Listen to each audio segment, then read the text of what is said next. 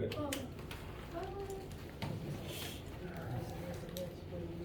Yeah. Go with that probably. All right, everybody, how you feeling today? Feeling good. How you feeling? I swear, I trained myself to yawn when I'm asked that because the answer is usually sleepy.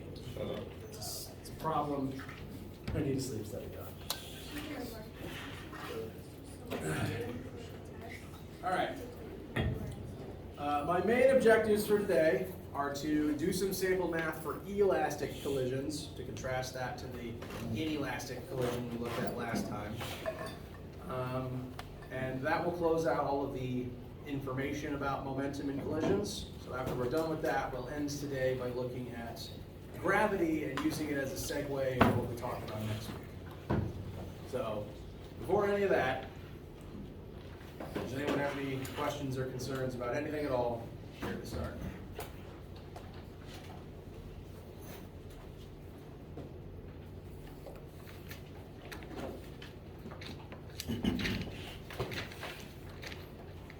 All right.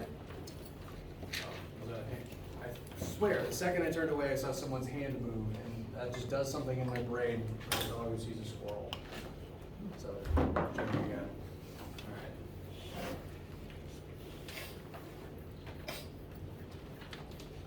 Okay, so last time we began, and in lab, last time in class, and also what we've been doing in lab all week if you've already had lab, is comparing and contrasting different types of collisions and how momentum and kinetic energy behave in each of them.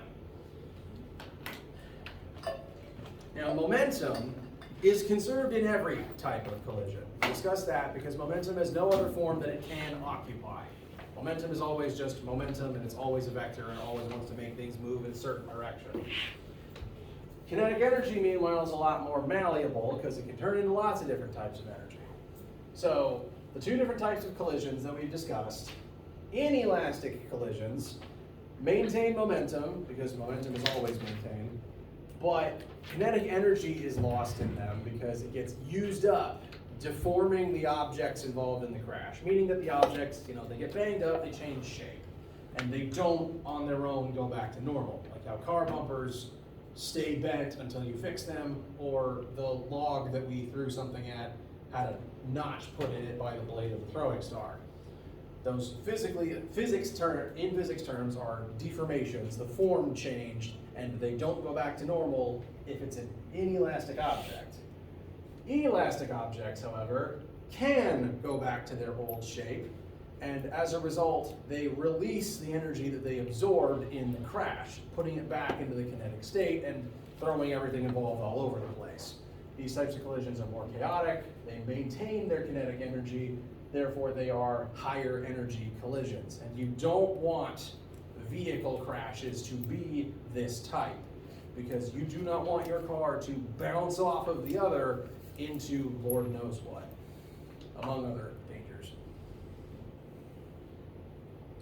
Now, last time we looked at an inelastic collision and solved it through the conservation of momentum, because inelastically, you have to use conservation of momentum. However, elastically, if you have an elastic collision instead, you actually have a few more options with how to work them, because in an elastic collision, kinetic energy is conserved as well as momentum, which means if you wanted to, you could use kinetic energy in the same way that we used momentum before, looking at the total energy level in the system both before and after the crash. And since they both rely, both formulas have M and V in them and nothing else, no other variables. So as long as you know those two things, you can still work out the formula, work out the situation using either method. But in addition to that, in addition to elastic giving you this option, there's a secret third option you could use to analyze very specifically elastic collisions. Some very smart people took these two previous methods, conservation of momentum and conservation of kinetic energy, and combined them into the most simplified version I've ever seen. just directly comparing the initial and final velocities of two objects involved in a 1D elastic collision. As long as it's a one-dimensional elastic collision, which those are the only types of collision, the only types of elastic collisions they give you are one-dimensional ones, you can work them with any one of these three possible methods or starting points.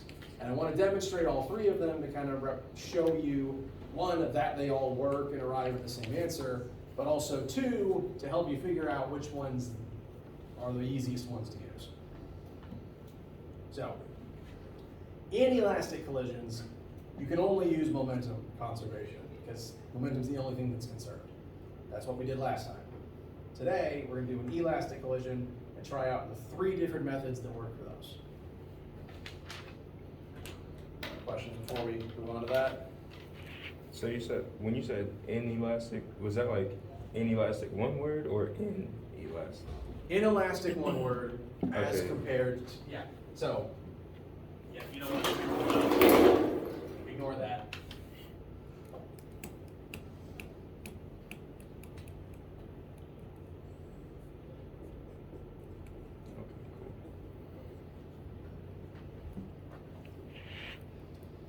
So, one word, inelastic, this is your only option. Two words for elastic, you can use any one of the three. And we will demonstrate each of the three.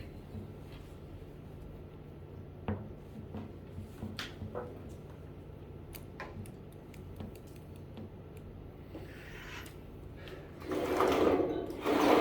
why I tend to over-enunciate that E on the front, but even then, sometimes I still don't always make it clear, so I'm glad you asked. Hello. My notes have been jumping all over the place today. So we are going to look at a new sample crash, and we're going to kind of try to demonstrate why car crashes aren't elastic, or why you don't want them to be elastic. For safety's sake, I've written this question to not have any living humans involved, so I have picked two self-driving talking cars from fiction that are going to drive straight towards each other. In the hero role, we have Kit, the talking sports car from Knight Rider, if any of you know what that is. And in the villain role, we have Nemesis Prime from Transformers. It's literally Optimus Prime, but angry and evil.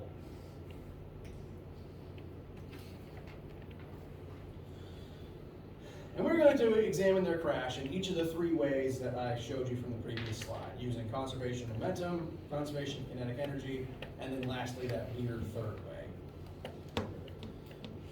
So, first thing we do is read the question. Kit, the sports car from Knight Rider, and Nemesis Prime, the truck, head towards each other at 45 meters per second each. So they have the same magnitude of velocity, but different directions. That's important to note.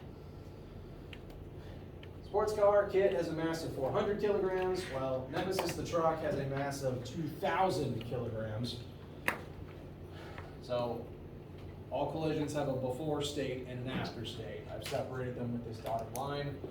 For our before state, we have the two different mass vehicles heading towards each other at the same magnitude of velocity. If after they collide, Nemesis is now moving at 15 meters per second in the same direction as before, so I've drawn this arrow pointing the same way as I drew the first one, what would Kit's velocity be after the elastic collision? So in our after state, they've crashed, the truck is now much slower, and we don't have a number for what the sports car is doing. But using your own knowledge, what do you think's going to happen to the sports car? It will both be pancaked, as gestured, and it's going to go this way. Frankly, both of those things would happen even if this was an inelastic collision, because the truck's 5 times as massive. It's bringing more momentum into this. It's going to win the fight regardless of collision type, frankly. The question is, how badly does the sports car lose? And if this was inelastic, the sports car would pancake, they'd stick together, and they'd both roll, well, this way, slowly. But we're doing this to be as extreme as possible elastically. So not only is the car going to get flattened, it's probably going to spring this way at irresponsible speed. We need to figure out how fast. And once again, we're going to do so in 3 different ways. The first method is the same one we used on Wednesday for the throwing star and the log. We're going to compare the total system's initial momentum to the system's total final momentum. That's going to involve adding together the initial momentums of both separate vehicles before they crash, and then on the other side of the equal sign, adding together the 2 final momentums of the vehicles based on their final velocities. So, same exact setup as the throwing star log question, but all the numbers are changed to match the new example. But the starting point is the same. We got 2 different objects. They each have a different initial and final momentum, and we're going to compare them. Any questions about the setup before the numbers get put in?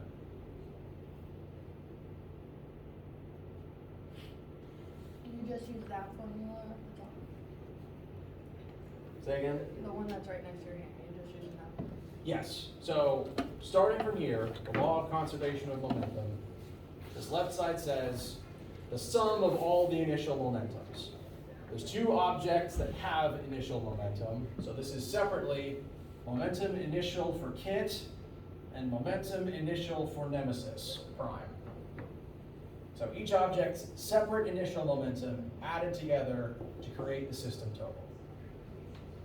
And then on the other side of the equal sign, add up all the final momentums. So we find the final momentum of each object separately.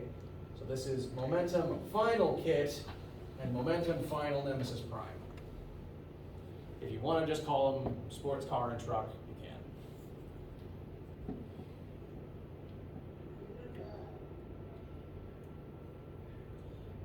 So, same starting point as Wednesday, but I've changed the subscripts to match the objects involved here.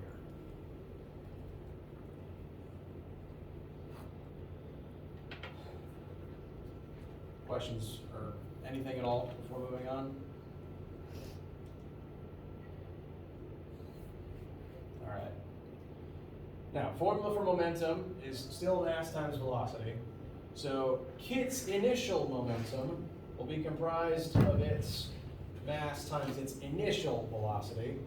So I've noted over here, mass Kit is 400 kilograms. Velocity initial Kit is 45 meters per second. I've drawn this to the right. And because it's to the right, I'm choosing to make it a positive number. So this is again, and I'll use some colored arrows to represent.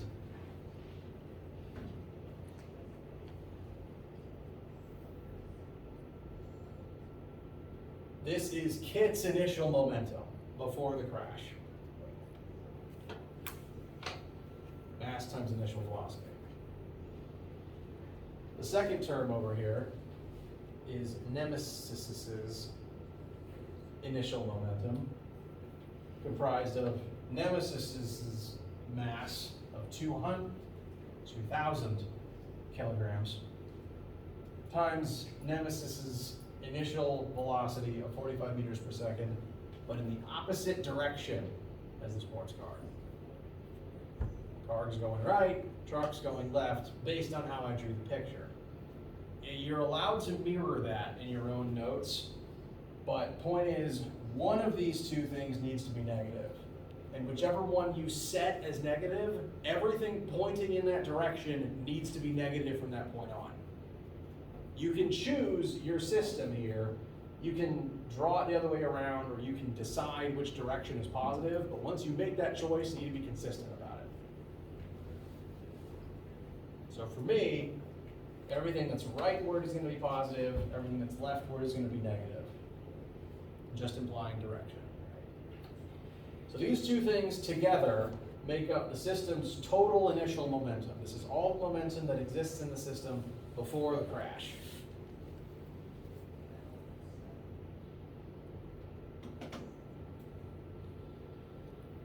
Similar thing on the final side.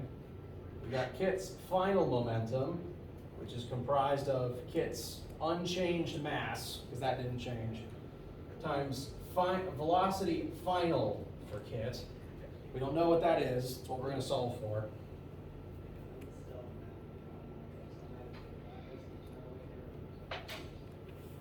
And then the other term over here, momentum final nemesis prime, is comprised of nemesis's mass and nemesis's final velocity.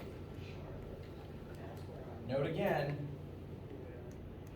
neither vehicle's mass changes, and nemesis's direction remains the same. The question specifically told us that that 15 is in the same direction as, I'm sick of saying nemesis's at this point, is in the same direction as the truck's initial velocity. So if I made the truck's initial velocity negative, this one must also be negative because they point in the same direction. This will eventually lead to the conclusion that the truck's initial and final momentum both still point in the same direction. So these negative numbers here don't mean like anti-momentum, they just mean leftward momentum. Different direction. Exactly. That's the case for all vectors. So this next line down is simply plugging in the momentum formula for each one and filling in the relevant masses and velocities. You okay at this line? All right. Next line down is doing all the multiplication that we have. The end goal is eventually solving for velocity final kit. I'll get out of your way and give you guys a second to copy and ponder. I need to refill my water. Talking for a living dries out your throat.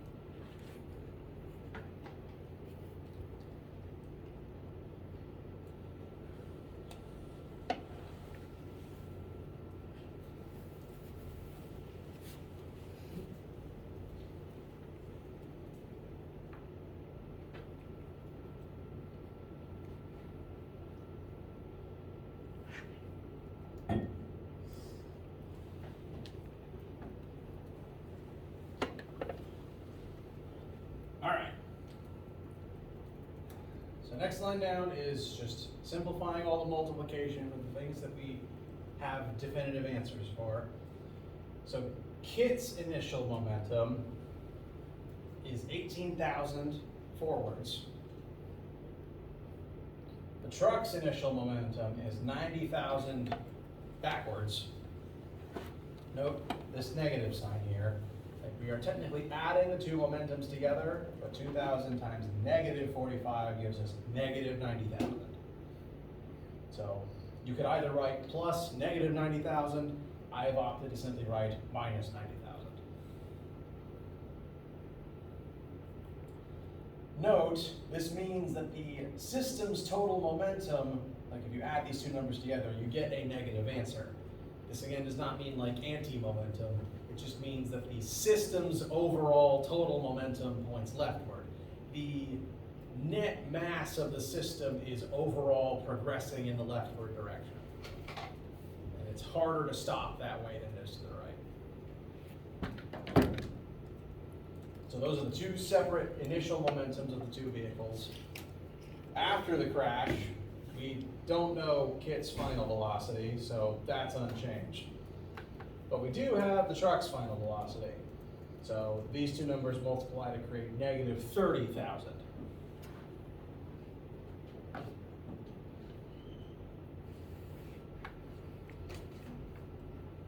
Questions, concerns thus far? All right, yes. going in different directions when they're going towards each other? Well, towards each other means two different directions. 'Cause Like, it's the same axis, but one's positive x and one is negative x. okay. Just based entirely on coordinate systems. Like, you can still, going in the negative direction could mean backwards, but it could also just mean forwards in the opposite direction. You okay? All right. Now, for the next line down, I both added these two together and also sent this negative 30,000 over to the other side. So the negative 42 would be positive 18,000 minus 90,000 plus 30,000 is where that number comes from. Which would just leave 400 times velocity final kit on the right. So I condensed a little bit because I'm short on board. Last step would be dividing by 400, and that would put velocity kit final at negative 105 meters per second. Negative again meaning this way. Definitive proof that there's enough force in this crash for Kit to not only come to a complete stop, but to be blasted backwards at over twice the speed he was approaching at. That's the elastic part. That's the elastic part. If this was simply an inelastic collision, odds are Kit would be stuck to the truck's grill and they both roll slowly this way. Instead, Kit springs backwards and has a net change in velocity of 150 because he goes from 45 to 0 and then 0 to 105. So just picturing this in my head, there's nothing on the car that in and of itself is elastic, but Which is why this is highly fictional. but the speed and the weight of the different vehicles is what makes it elastic. What would make it elastic is the materials involved. And so to actually create this in real life, you would need to attach the entire front face of both vehicles with the most elastic materials you can find. But I mean, that's actually what would happen though, isn't it? Well, if it was, in general, yes, the sports car is definitely going to get thrown backwards. Right. Realistically, because cars are designed to crash inelastically, if you were using actual non-rubber metal, it would not get thrown back nearly as fast. Oh, I got you, okay. But it still would get thrown back. Absolutely, well, yes. Thrown back or fused to the front of the truck, and they roll together in this direction. That's the most likely outcome. So in that case, it may be like 15 in this direction. I got you. It'll just be less. Yes. Okay. Do we have the time to do it as if it was inelastic? Yeah, we can. That would be a very good point of comparison. So inelastic would be if it was a real life scenario. Yes. If it was real life and these were cars made out of metal with crumple zones, it would behave more like what I'm about to do. Okay. This is highly fictional. Cars are made out of super rubber or something. Inelastically, what would most likely happen is, hello. What would most likely happen is I drop my marker, and instead of the two vehicles having separate final velocities, they would most likely have the same final velocity, because they're gonna probably stick together. That's how cars are designed to crash. And so, like with the log and the throwing star, they would have the same final velocity instead of two different ones, gesundheit. So instead of plugging in negative 15, I'm gonna plug in the same VF. Because I'm gonna assume, like most real cars, they're gonna stick together and roll in the same direction. That is the most inelastic you can make a scenario. This is the most extreme inelasticity. Working it out like this, the left side would be negative 72,000, and And the right side would end up being VF times 2,400. So divide negative 72,000 by 2,400. Where's my calculator? And if this was more realistic and they stuck together and rolled in the same direction, they would both together combined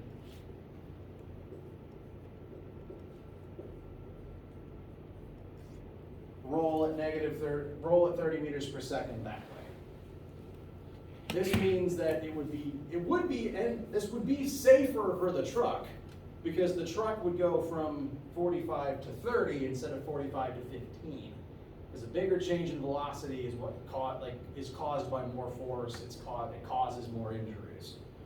So this is going to be safer for both, but Kit's still going to get squished, because Kit goes from 45 this way to 30 that way. So that's a change of 75 instead of 150.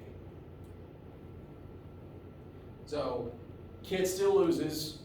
Kit is still a pancake, but Kit is less of a pancake and isn't being rocketed away at a third the speed of sound. He's just being rocketed away at a little bit less. Yeah. Well, a lot bit less. Being 30 meters per second versus. still pretty quick in terms Yeah, as cars go, and he's stuck on the face plate of the truck. So odds are Nemesis is going to drive him into a wall. Because the truck's going to keep going with it Yep. in They're its same both direction. rolling forward at this speed. Right. This is the most inelastic I can make it. I got you. So if this were to really happen, wouldn't both of the drivers stop? Like before this happened, or I mean, like, if it were to happen, wouldn't they try to stop? oh, probably.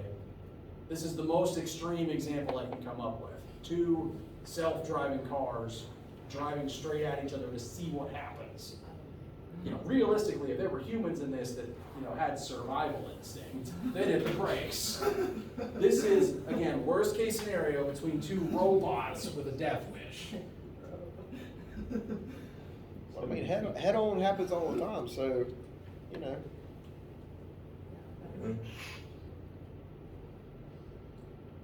Is that enough force to kill somebody? Oh, absolutely.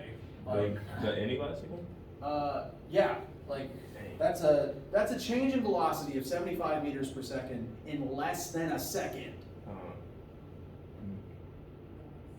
So going 45 miles an hour. Well, yeah, it is a truck. Like this, what happens to Kit is worse than coming to a stop. It's enough force to stop you and blast you back. This is worse than a dead stop.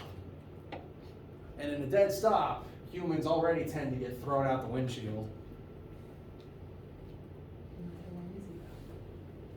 So even if again, I wrote this so there's no humans. I wrote this to be a silly example with no humans involved. But if we were trying to make this realistic to represent what could happen to a human, if they were alive, they'd be ragdolled and whiplashed to heck and back.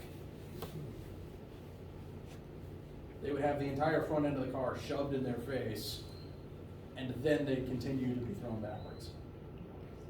It's not a fun deal. It's not fun. No, not fun. So back to the silly fictional version, where Kit is made of rubber. You can do the same thing with the kinetic energy formula, basically using 1/2 mv squared instead of mv.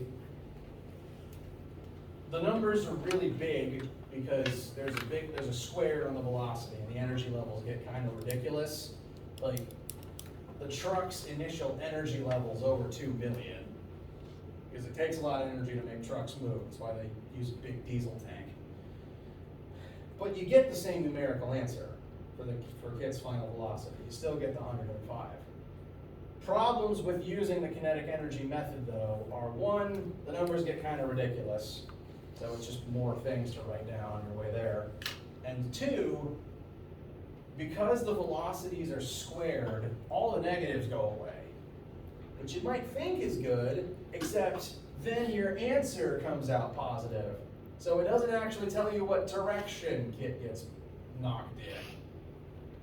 I mean, realistically, you wouldn't expect them to be moving faster forwards through the truck. So you can still guess, but in a more subtle example, that can cause a problem. So this does work. The KE method does work, but it's not my favorite for a combo of reasons. The method I prefer for elastic, again, elastic only, is that third option from the other slide.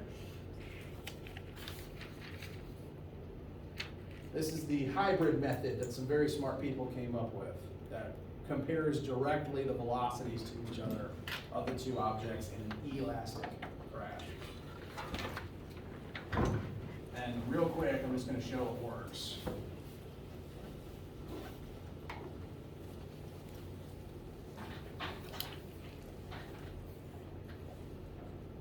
This formula says velocity of the first object initial minus velocity of the second object initial equals velocity of the second object final minus velocity of the first object final. This is a third method, and it is important that those are minus signs and that you write the two variables in the correct order on each side. Notice they flip-flop. It doesn't work if you don't do that. 45 minus negative 45 equals negative 15 minus V1F. That's positive 90 is negative 15 minus V1F. 105 equals negative V1F. Therefore, V1F once again equals negative 105. So the third method also works, and I prefer it. It feels like fewer lines of math, and there's no multiplication, there's no masses even, just direct velocity comparisons. So if you're doing, and this is again means that whenever you're reading a question, you should absolutely check for if it says an elastic or inelastic collision, because that will tell you which of these methods you're allowed to use. If it's inelastic, this one's your only option. If it's elastic, you can pick any one of the three we just demonstrated, but this last one's probably the simplest, if it works. If you have the information for it, this one's great. But momentum's unreliable. Momentum always works. How do you guys feel? So momentum, mass times velocity, that's what we did over here, right where the red arrows are, and then that's what we used to do the inelastic example, right? Exactly. All right, gotcha. And same, this little bit over here for, the cars inelastically, but also Right. the throwing star and the log inelastically, that's all conservation of momentum, only. All right. Yes, P stands for momentum. it does. Okay. Weirdly. Like, to type that in, I did click capital letter P on my keyboard, but it is supposed to be lowercase rho, technically differentiated from both lowercase and uppercase p. Uppercase P is power, lowercase p isn't actually used, at least for anything I work with.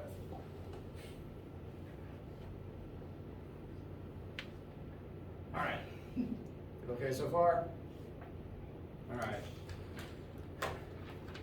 We got a little bit of time left, which I'm just going to use gravity as a segue into next week. So we'll revisit this formula as needed. Try to focus on just the concepts I'm saying as our closing thoughts for today. So we're going to jump back to gravity real quick as a segue into next week. We've talked about gravity. We've talked about the fact that it is a force between the mass of the Earth and the mass of your body and all of the objects in your vicinity. But gravity does not only exist between Earth and stuff on Earth's surface. Gravity exists everywhere between all objects with mass.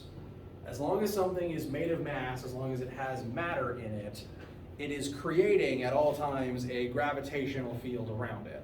And that field is stronger if the object has more mass, and it's also stronger the closer you are to the object.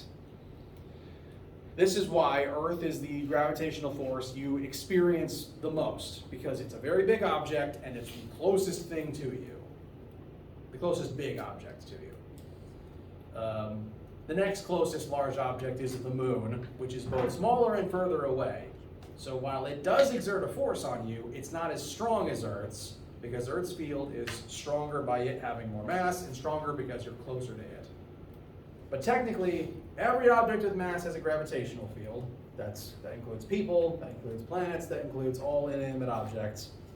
And when this object's field interacts with anything else's field, you get a gravitational force, no matter how far apart the two things are. Which means that technically, there is a gravitational force between every single two things that exist. There's a gravitational force between you and the moon. There's a gravitational force between you and Pluto. There's a gravitational force between me and this marker. There's a gravitational force between each individual atom in your body. Which is a pain, as much of a pain as that is to calculate, it does technically hold you together, at least slightly. So that's nice. Now, we cannot use m times lowercase g to find all of those forces of gravity, because m times lowercase g only works for finding the weight of an object on Earth's surface. It doesn't even work if you're not on Earth's surface. It stops working if you're in orbit around the Earth or if you drill down towards Earth's core. That negative 9.8 only works specifically on Earth's crust, a certain distance from its core. So we need a more generalized formula for all the cases that aren't the weight of an object on Earth's surface. And this is the universal generalized formula for force of gravity between any two things. We call it universal law of gravitation, so that is the name of this formula. And what this formula says is that the force of gravity between any two things depends primarily on three variables. One is big G. This is not the same as small g. This is not negative 9.8. This is a different constant entirely. This is the universal gravitational constant, which you will never have to memorize because it's big G is always this number and it's written on your formula sheet. Frankly, this is the only formula that uses it that I'm familiar with. So it's just one number that is needed to make this formula work correctly, and it's written next to the formula on your sheet. So it's just the one thing you have to plug into this to make it work right. Kind of like how you need a mu to make the friction formula work. But instead of a bunch of different random ones, it's just one.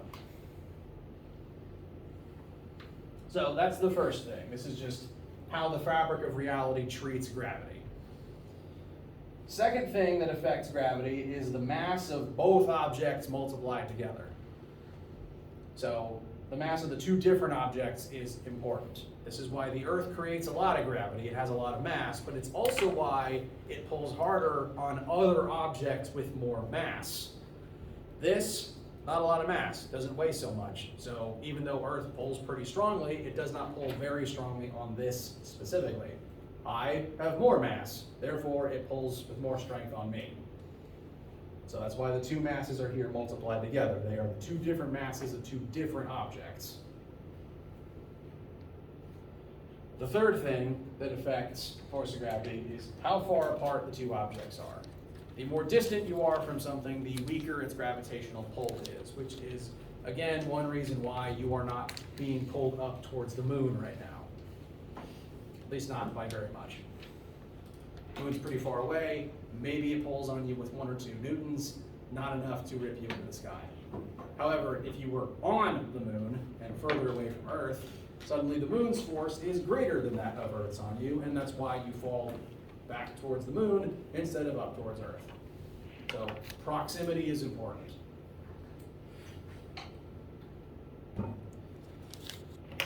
Note, this R is on the bottom, and it's also squared. So if you plug in a bigger radius, if things are further apart, bigger number on the bottom means smaller number over here, and vice versa. The closer together two things are, you divide by a smaller number, force of gravity gets bigger. The one other caveat about that radius term in there, one, we call it radius because you could think of it as the radius of the gravitational field. Like if you had two separate objects and the distance between them is called r, you'd think, why is it r? That's not a circle. Well, it actually is a circle. It's the circle of this object's gravitational field. So, thank you. It's horribly off scale. It's actually pretty good. Yeah.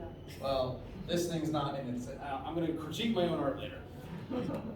Think of, it's called R because it is the radius of the gravitational field from one object to the other. So that's why it's R.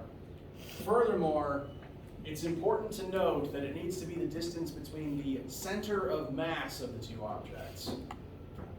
If I asked you to use that formula to figure out your weight on planet Earth, how far do you think you are from planet Earth right now? 0. 0.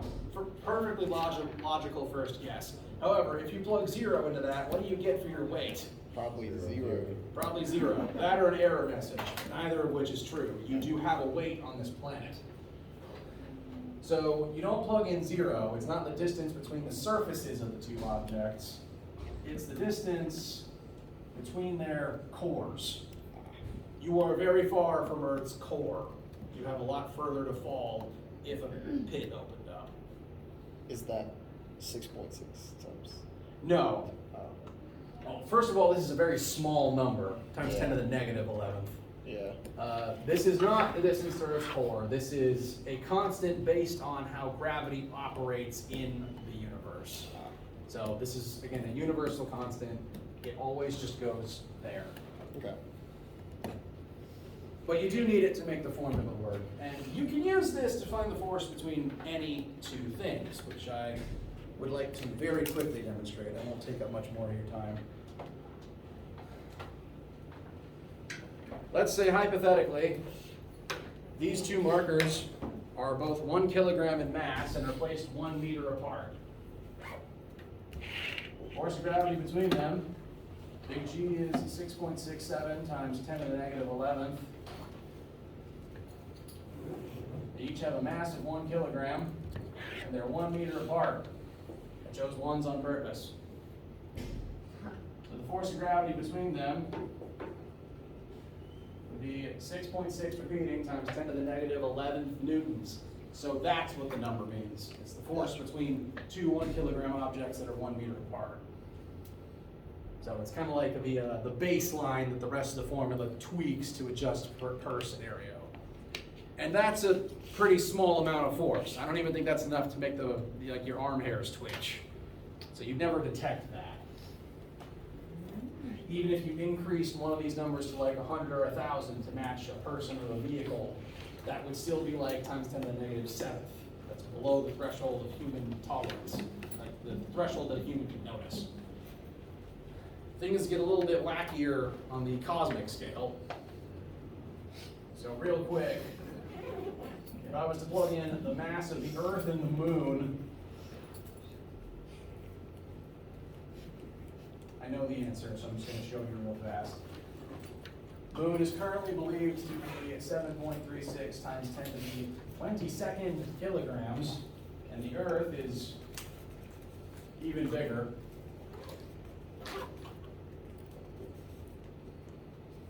Although it's less bigger than I would have expected, honestly. And the distance between the two does fluctuate a bit, but it's generally accepted to average out at 384,000 kilometers. Our formula does want meters though, so I'm going to multiply that by 1,000 before I then square it. So all these numbers are kind of ludicrous, and they come out to a final force of gravity between these two objects to be about 2 times 10 to the 20th newtons. That amount of force would reduce you to the size of a pinhead. And that force is constantly acting from both Earth on Moon, and then separately, Moon on Earth. The thing about this formula is it works both ways. Both objects exert this on each other. So Moon pulls on Earth, Earth pulls on Moon. This is the force that keeps the Moon in orbit. Separately, Moon exerts this on Earth, and that's why the Moon controls our tides. The moon orbiting causes the oceans to move, changes our tides, keeps our oceans from stagnating. Yes? Is it true that the big craters on the moon are from the asteroids that come to Earth? Yes. One benefit to having a moon is it does pull in meteors that would normally fly towards the Earth if it wasn't there. Now, not all of them, because the moon is like only one point in the night sky. So if the meteors aren't coming in from this direction, it's not doing much. But it does stop some of them. But yes, there's a lot of craters in the moon that were made for meteors meant for us.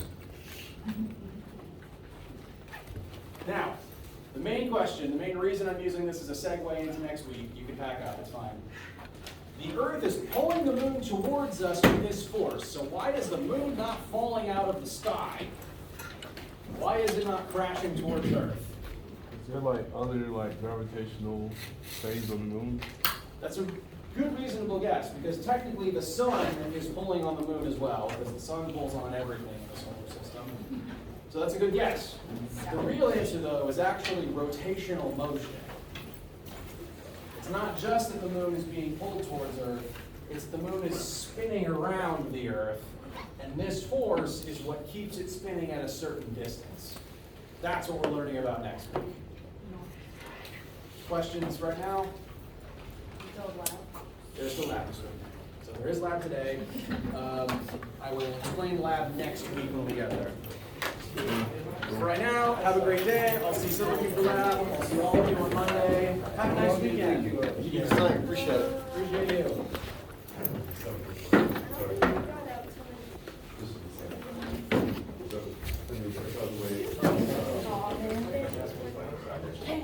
Yes.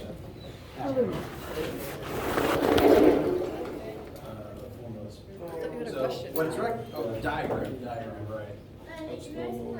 Now, it says that the sled is moving at constant velocity, meaning all the forces here Did you check it? must add up to zero.